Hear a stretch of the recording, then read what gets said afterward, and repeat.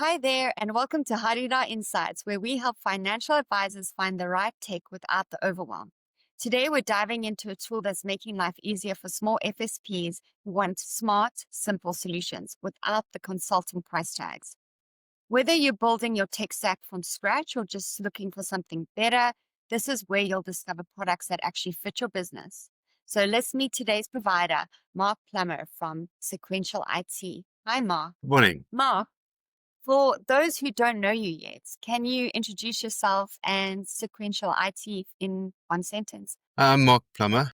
I'm the founder of Sequential IT, which is the company that brings you data view wealth, which automates your onboarding, your compliance, and your financial data aggregation. If you had to explain Sequential IT at a dinner table, what would you say it does for the advisors in plain English? I would try to say, imagine us as the invisible back office that sits there 24/7, allowing you to just concentrate on your clients while we automate your financial data, your statements, your compliance, and your regulatory burdens. And what is your sweet spot? What kind of financial advisors or FSPs is this really built for? So we are looking at the IFAs, the boutique wealth firms, and the growing FSPs, between 3 and 50 FSPs, where they probably don't have their own IT department and don't need it at this stage, but they need the automation and all the professional services that go with Let's start with the it. challenge.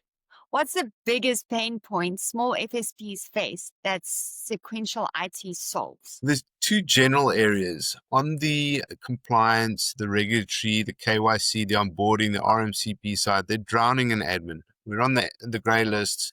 The FSCA is cracking down. A lot of people are getting fined, and it just takes all the time out of the day. And then on the financial data side, data's tricky, data's cumbersome, it's time consuming, and clients are more and more demanding. So we try and solve both of those. And why are these challenges particularly pressing now in the industry? I think there's quite a few there's a few reasons. Grey list and FSCA are getting more and more active and cracking down. There's been more and more fines. So from the administration side, from the regulatory side, from the compliance side, you need a system where the system can prove that you did your due diligence and that you didn't that there's full audit trail, that you've offboarded from that perspective. From the data perspective, the client base is getting younger and that they're demanding more technology. They're demanding to be interactive with their data. And now with AI coming along, there's a lot of stuff which if firms don't act now with the combination of all three, they'll get left behind. What risks or costs do advisors face if they don't sort this part of the tech right now? Well, we've seen a few of the big names in South Africa getting some hefty fines, having to come in and remediate their client base. So you're going to get the reputation risk, you're going to get the fines, you're going to get breaches, data breaches, you're going to get confidence in your clients waning. On the data side, you're going to get the smaller clients who want a mobile app, who want to be able to log in. They want to be able to do everything themselves, which is actually quite nice. It saves you an admin, but you need the technology stack to do that.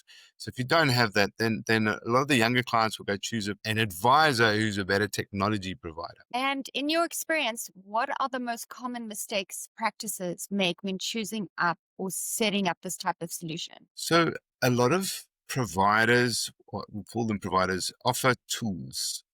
And then when you've got a tool to do a small portion of your business and another tool to do another small portion of your business, you have to then get someone else in to glue them together. And they don't understand or know each product completely. So that's a cost and a risk. So the mistakes that they're going to be making is choosing tools instead of having a system that's either comprehensive, and there's no real system that does going to do everything. But if it doesn't do it, that technology provider should be talking to the other technology provider and making it seamless for the client. So mistakes people are making is choosing lots of little things which don't really plug together. Can you walk us through how Sequential IT actually works? What happens when an advisor starts using it? So we've got different start cases. Some advisory firms just want to start with the compliance. So what we do is we've got three levels of, we don't call it migration, we call it remediation. So we will take your client base, either we'll give you the templates and the tools to do it and upload it yourself, and we'll hold your hand, or we can do the whole thing. We will bring in your client's data, we'll bring in the client's documentation, and we will run through our compliance tracks, and you'd end up with a remediated client base. So that's the first part of how we would interact with you. Then we can train you up, or we can work with you, or we can help you with the compliance tracks going forward for the continuous service to your clients. So your client's data from a compliance, a regulatory RMCP perspective is sound, and you're in control most part for that. For the financial data, we will get to all the providers, and we will go to source. We will get the data. We will monitor the data. We'll validate the data daily. And we have a data services agreement for that, where you can concentrate on clean data and slicing and dicing and producing your statements for your clients. What makes your approach different from other providers, whether it's pricing or your integrations, compliance, support? I think because we do it as a platform. Some people do it as a tool. They don't have a CRM, and they would just give you data and they aggregate it. And then you still have to do something with that. On the compliance side, some providers, you give them names and they'll give you a PDF back. It doesn't house it, show you your full lineage, show you a full audit trail. Go to FSCA, and FSCA can log in and pull their reports. It can guarantee to FSCA that your data cannot be touched by the people in the firm. It cannot be overwritten. And once the policy is met on offboarding, it gets de-identified automatically. Can you give us a simple example of a workflow, how a small practice might use your tool day to day? So ours is a rules-based engine, and you can design your own workflows. So some of the larger clients will look at our workflows and augment them. They usually start with our workflow, which works as a feed pack out the box. They usually then tweak it to their RMCP. And generally, the consensus is you would enter a client as soon as the client details, even if it's a prospect or a lead, are entered. We scan against all the watch lists instantly, and then every day thereafter for every client. Once your client's entered, you'll probably do some form of risk rating, and not an F&A risk rating, but a compliance risk rating on your client, which would work out a risk score dependent on your calculations and your tables. We've got default tables. And they generally will then go into a band of high, medium, low. You can have as many bands as you want. And then from there, you would do your onboarding and your screening. So you would the watch list screenings would be done automatically. If you wanted to go to a world compliance or Refinitiv as well, you can either plug in your own license, or we can go straight to them. You would make sure your client is then verified against Home Affairs afterwards, and the ABSR checks, the address checks, tax checks. If it's a company or trust, you do your sub-C checks, integrating into sub-C.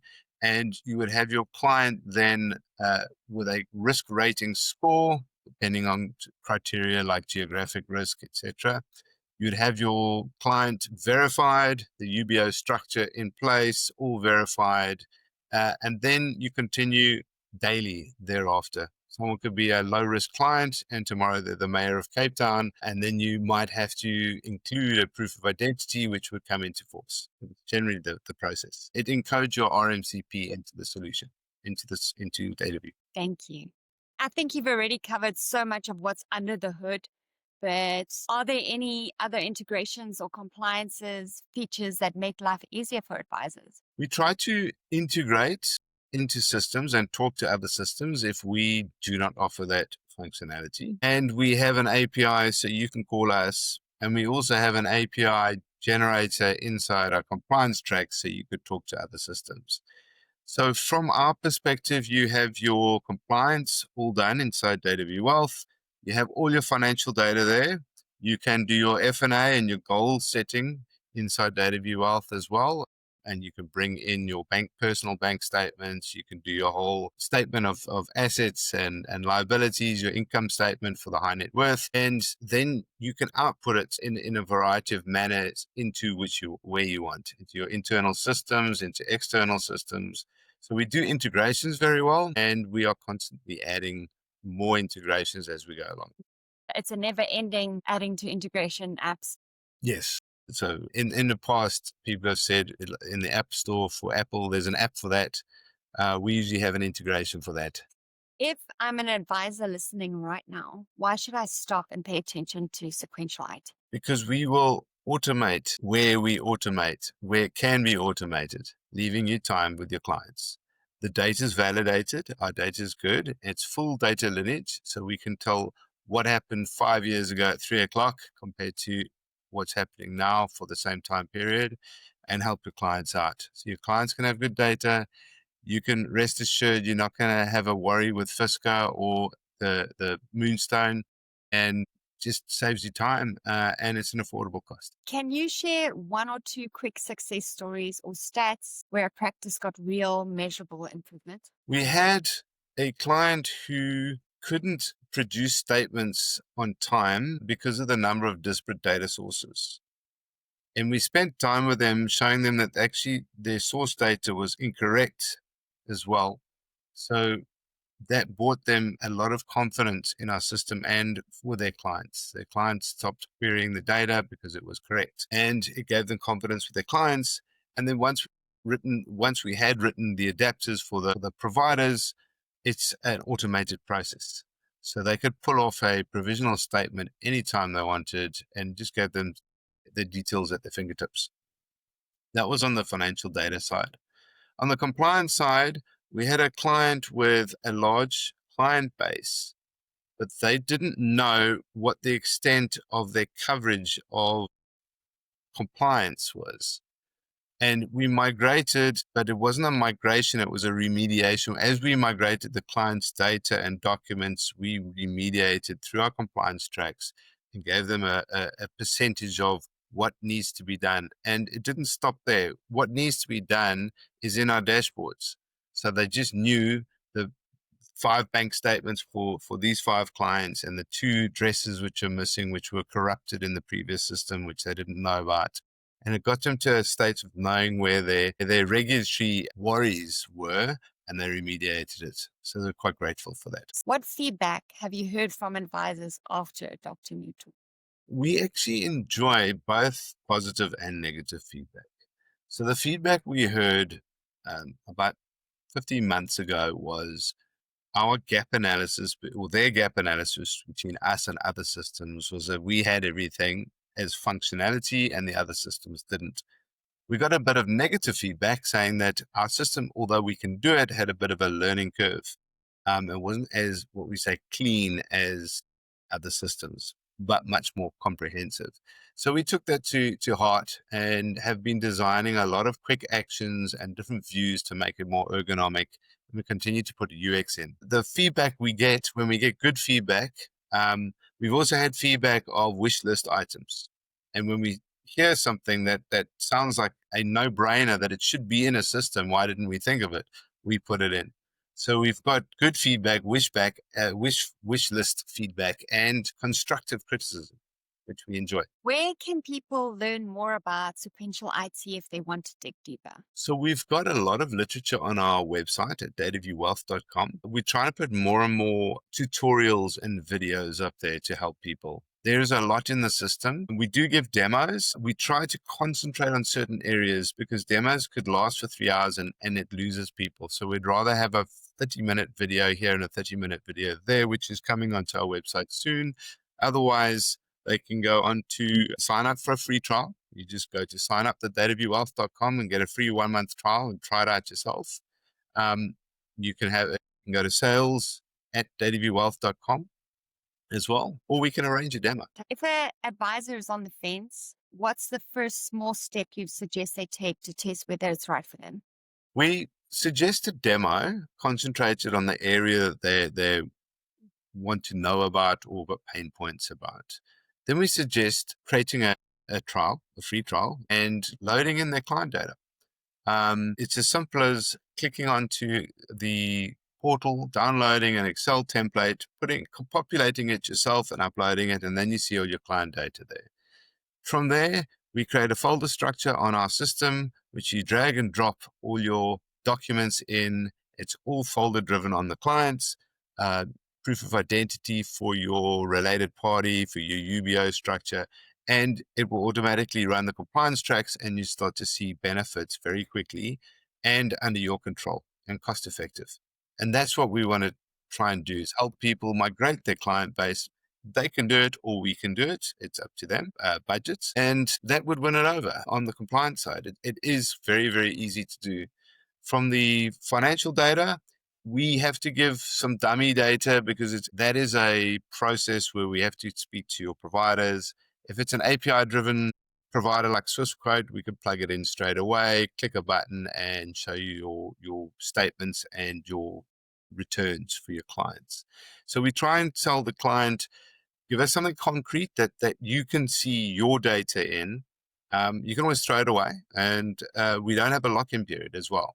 So if you wanted to start off at $250 a month for your starter pack, go for a couple of months, and then not want to carry on, you just cancel. There's no lock-in. That makes everything easy.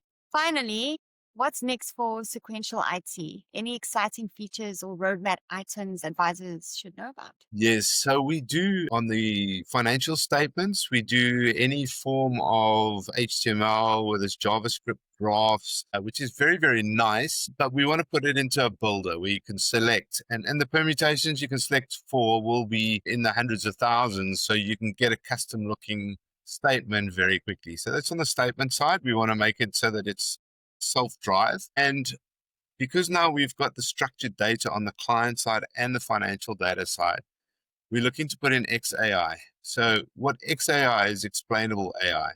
It's not just AI making up something or hallucinating as they do, but it's got a heuristic graph in the middle, which basically will take your knowledge graph and so AI knows the structure because DataView has the structure.